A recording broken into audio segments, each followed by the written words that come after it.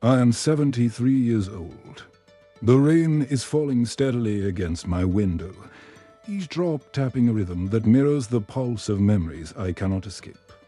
I sit alone in the quiet of my home, watching the grey sky and listening to the soft patter of water, and suddenly a memory strikes me. A memory that shaped the course of my life, and one I feel compelled to share. I wonder where you are watching this from, and I hope you will take a moment to like this video, subscribe, and share it with someone you care about, because the lessons I have learned over 7 decades may save you years of heartache. It was when I was in my 20s, traveling by train from one city to another for work. The day was cold, the sky heavy with clouds, and rain poured relentlessly. As I stepped onto the station platform, my eyes fell upon 2 children huddled in a corner, shivering and crying. Something inside me stirred instantly. I handed them the chocolates and snacks I had, and gently asked, "Why are you crying?" One whispered, "We have nothing in this world." "No one cares for us." I promised myself then that I would care for them, invest in their future, guide them, even if it meant personal sacrifice. Life moved swiftly. I eventually married, a woman of grace and patience, and together we built a comfortable life. We had wealth, respect, and stability. Yet, despite our happiness, we could not have children. 5 years, 10 years, countless medical consultations, treatments, and attempts all failed. The sorrow of childlessness weighed heavily on both of us. There were moments of deep regret, of wondering whether our lives were incomplete. But through it all, the children I had once rescued and cared for became my second chance at parenthood. I taught them, guided them, nurtured them, and ensured that they never felt abandoned. They were not my biological children, yet they became my heart, my responsibility, and eventually, my greatest source of pride. Years passed. Those children grew into young adults, confident and capable, carrying within them the lessons and values I had tried to instill. When their responsibilities matured, I sent them out into the world, for education, for work, for life. I worried, naturally, but I knew that giving them independence was part of the process. And then, one day, many years later, something happened that changed my world entirely. It was just before Christmas. I received a message saying that someone wished to meet me at a grand event in the city. What awaited me was beyond anything I could have imagined. A massive stage, a beautifully lit Christmas tree, and a city celebration underway. And there, standing on the stage, were the 2 children I had once nurtured, now grown, poised and radiant. Among the crowd, they called out my name and announced, "Our entire world, our greatest treasure, is this person who taught us, guided us, and cared for us." In that instant, tears blurred my vision. The pride, the love, the years of worry and sacrifice, everything converged in that one extraordinary moment. They declared publicly that I was their father and mother in every sense, the one who had given them the life they now cherished. And from that day forward, my world changed. Those children, now married and with children of their own, still treated me as their parent. They played with me, spent time with me, sought my guidance, and shared their lives with me. I felt a warmth that no wealth or title could ever have provided. This experience taught me profound truths about life.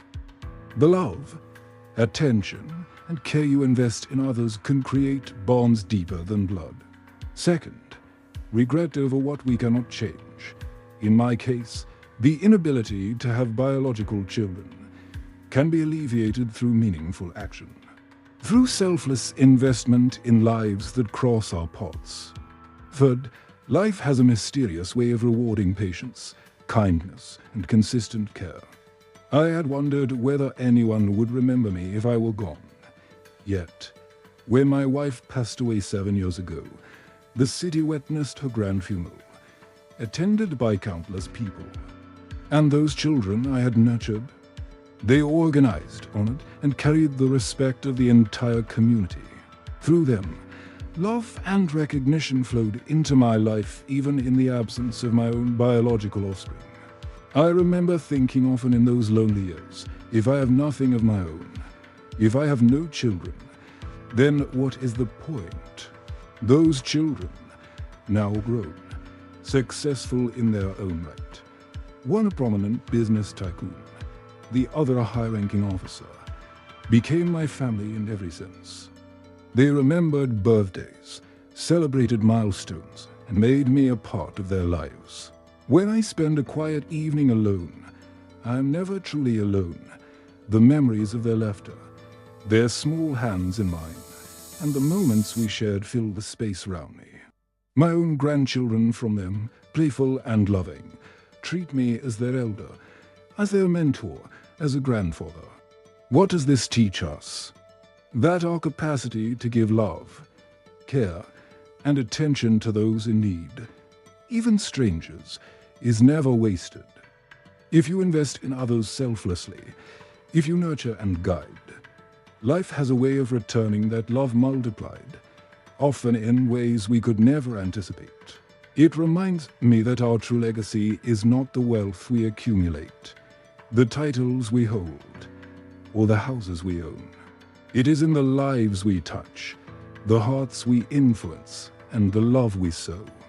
My wife and I had to confront infertility, a challenge that brought pain and longing into our home.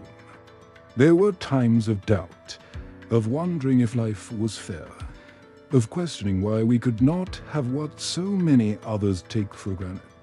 But even in those trials, I chose to extend my heart to others, and through those children, the universe restored a balance I could never have imagined. They gave me a family, love, purpose, and joy that filled the spaces I had feared would remain empty forever. So hear me now. Do not let regret define you. Extend your care, your love, and your guidance to those who need it. Invest in lives that cross your path. The returns are never immediate, but they come in gratitude, in loyalty, in unbreakable bonds. Even if life denies you certain blessings, your generosity will never go unrewarded. Children, family, community, these are living testaments to the power of selfless action. Those children I once nurtured, now grown and with children of their own, still make my life richer. They celebrate me, honor me, and care for me.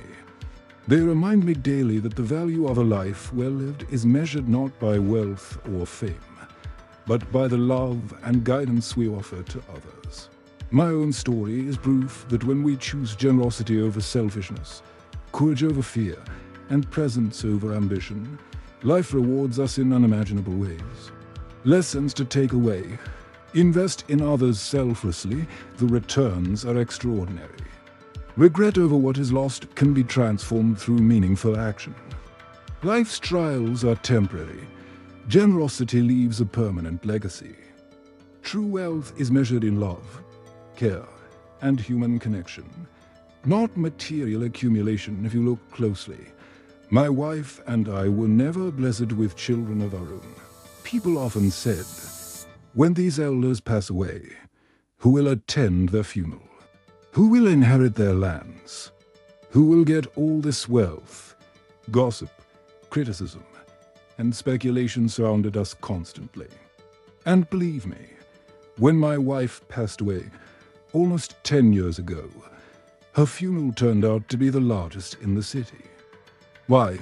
Because the children I had cared for and raised were now grown and successful. One had become a major business tycoon in the city, the other an important government officer. They came to manage everything at both my funeral and my wife's funeral, and the city's people joined as well. Well, there was the pain of separation, there was also a profound sense of peace, knowing that my actions, my past decisions, and the love I had invested had created such an impact that people came to honor and respect us. Today, when I am alone, those same children spend time with me. They come, they sit, and they treat me like both a father and a mother. Even now, they have their own children who love me like a grandfather. People often tell me, "Sir, your children are remarkable, kind-hearted, and well-mannered." And the truth is, they don't even know that these children are not biologically mine. But I never let that thought diminish their place in my heart. They are mine fully, completely, in every sense that matters. This is life's greatest lesson. Honor people, invest in them, help those in need, care for orphans and the less fortunate. Treat someone else's child as your own. Nurture them, guide them, teach them. Do everything you can with a generous heart. Care for the sick. Put a hand on a child's head. Give your time and attention to those who need it. All of it comes back to fill your life with meaning, love, and fulfillment. We didn't have our own children, but we gave love, care, and time. And those children, now their children, came back into our lives. This is the gift of God's design. Life's decisions are in our hands, but the outcomes are in God's. Do your best, work hard, open your heart to others, and watch how God blesses you in ways you never even imagined. So, my humble request to you is this: don't just listen to this story, share it.